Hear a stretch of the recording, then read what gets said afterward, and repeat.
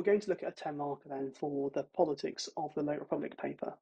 Now remember, you can get a section on either one of Cicero's letters, or like we do here, a section from in Verrem, his trial against the corrupt governor Verres.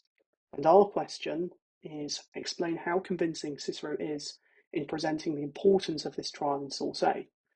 As we go through, I want you to try and think about both the content, so what it is that Cicero is actually writing, but also the style, right? How does he write it? What literary devices does he use to really hammer home his point?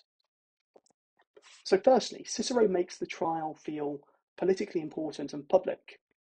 He's not just framing this as a trial about Verres, so he immediately shifts the focus onto the judges themselves and the wider people.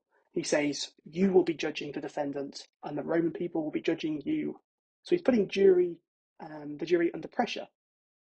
Now, he really hammers this home with the direct address of you. It forces the jury to feel personally responsible and involved.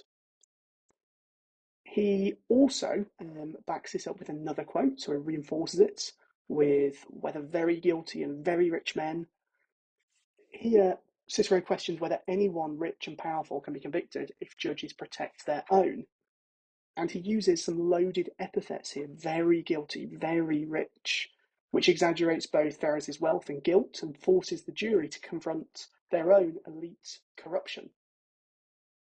Next up, he paints Verres as unambiguously guilty, right? So he presents him as a man with no redeeming features at all. He says that he's a criminal of such sort, that there is nothing in his character except for the worst crimes and excessive riches.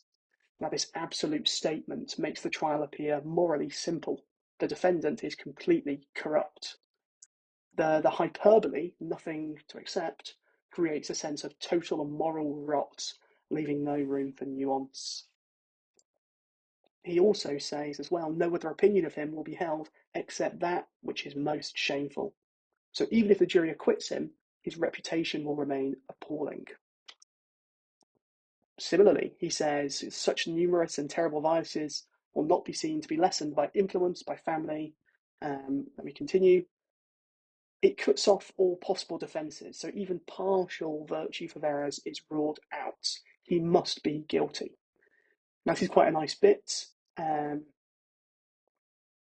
we continue, because in the second bit, or maybe our point 3 we're making, Cicero casts himself as a fair, evidence-led prosecutor.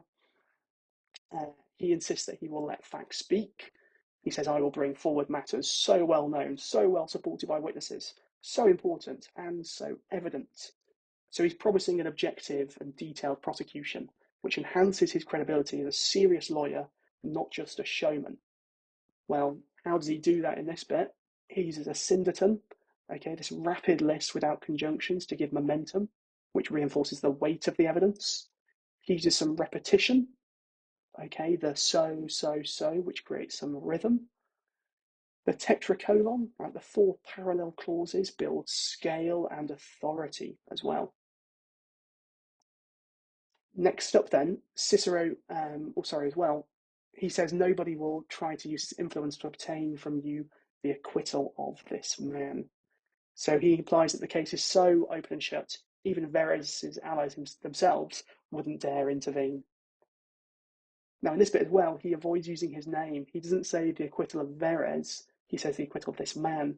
So it distances Verres from the jurors and dehumanizes him. Finally, he makes the trial a public spectacle. He says not only the ears, but even the eyes of the Roman people will seem to be present at all their meetings. Now, this line transforms the courtroom into a stage. The jury's no longer just being told that people are watching, they are made to feel it. And we get that sensory imagery of the eyes and the ears, which brings public scrutiny to life. Now, you'll see there, I've been through the whole passage. I've got bits from the beginning, the middle, the end, and I've tried to comment on both what it is that Cicero has said, but also how he's said it. And I've linked all that back to my question about how he presents the importance of the trial in this section.